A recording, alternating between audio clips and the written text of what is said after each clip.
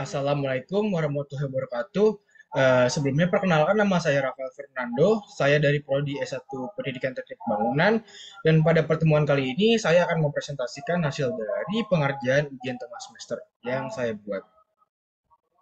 Adapun pada mata kuliah yang saya kerjakan ini adalah mata kuliah Strategi Media Pembelajaran yang diajar atau diampu oleh Bapak Rian Arthur, SPD MPD. Berikut adalah pengajian yang saya buat.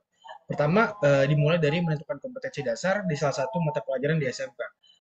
Untuk kompetensi dasar yang saya pilih kali ini adalah kompetensi dasar 3,6, yaitu menganalisis jenis dan juga fungsi struktur bangunan berdasarkan karakteristik. Nah, di mana kompetensi dasar ini digunakan sebagai acuan pencapaian pembelajaran pada mata pelajaran konstruksi bangunan pada sekolah menengah kejuruan. Nah, untuk analisis konten dari mata pelajaran ini sendiri adalah membahas tentang bagaimana untuk melakukan pengamatan dari pengelompokan bangunan gedung dan juga sipil dari berbagai jenis bangunan yang ada di lingkungan sekitar. Dengan membaca informasi tentang berbagai jenis bangunan, serta melakukan pengamatan struktur bangunan yang mencakup struktur bawah, atas, ataupun luar secara berkelompok. Selain itu, pada materi ini membahas terkait cara membaca informasi yang terkandung pada struktur bawah dan juga atas bangunan. Ketiga, berdasarkan analisis isi, model apa yang cocok ataupun relevan. Nah, setelah saya lakukan analisis terhadap materi dan juga isi konten terhadap kompetensi dasar di atas, problem based learning dianggap cocok jika diterapkan pada proses pembelajaran karena dapat memberikan dan juga memfasilitasi penyelidikan siswa serta mendukung pembelajaran siswa. Di mana pada model ini siswa dilatih agar selalu dapat berpikir kritis dan terampil dalam menyelesaikan suatu permasalahan dengan melatih peningkatan aktivitas siswa dan siswa dapat lebih aktif dalam pembelajarannya.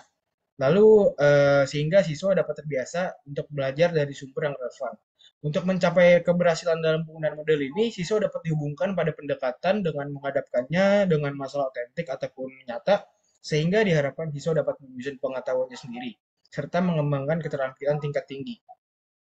Keempat, susunlah sintaks pembelajaran dari model yang dipilih. Sintaks pembelajaran yang dapat diimplementasikan pada konten dari kompetensi di atas dengan menggunakan problem based learning dapat disusun sebagai berikut. Yang pertama, orientasi peserta didik pada masalah. Guru dapat menyampaikan masalah terkait kegagalan struktur bangunan yang akan dipecahkan secara berkelompok, dan siswa dapat mengamati serta memahami permasalahan yang disampaikan oleh guru. Kedua, mengorganisasikan. Guru dapat memastikan setiap anggota kelompok memahami masing-masing tugas, dan siswa dapat berdiskusi dan mencari data-data, bahan-bahan, ataupun yang diperlukan untuk menyelesaikan masalah dari berbagai sumber. Ketiga, membimbing penyelidikan individu atau kelompok.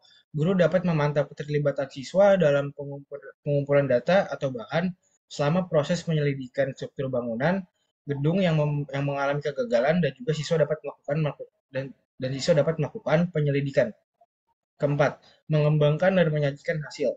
Guru dapat memantau diskusi dan membimbing pembuatan laporan siswa yang nantinya dipresentasikan, dan siswa dapat melakukan diskusi untuk menghasilkan sebuah solusi ataupun yang berkaitan dengan pemecahan masalah yang terjadi pada kegagalan struktur yang akan dipresentasikan. Kelima, eh, menganalisis proses pemecahan masalah. Guru dapat membimbing presentasi yang dilakukan oleh siswa dengan mengajak kelompok lain untuk menyimpulkan yang sudah dipresentasikan. Kelima, mengemukakan alasan dan juga argumen terhadap model yang sudah saya pilih.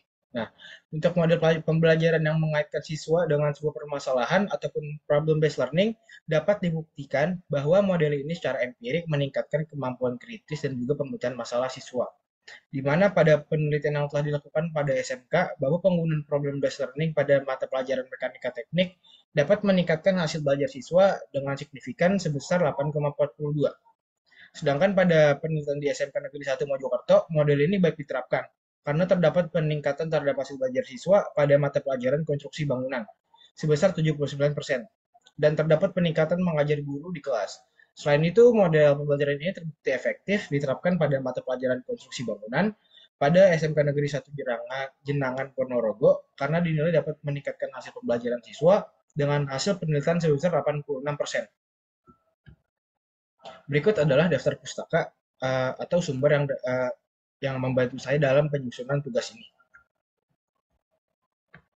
Sekian presentasi dari saya, kurang lebihnya mohon maaf. Wassalamualaikum warahmatullahi wabarakatuh.